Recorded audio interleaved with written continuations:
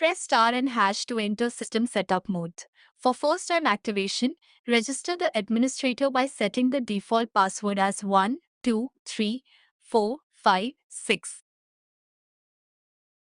Select option 1 to user manage. Select option 1 to register a new administrator for the smart lock system.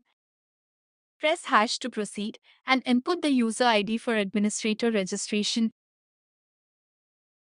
Enter your 6-digit password, then press hash to continue.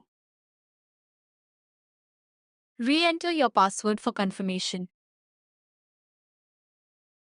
Press hash and your admin added successfully.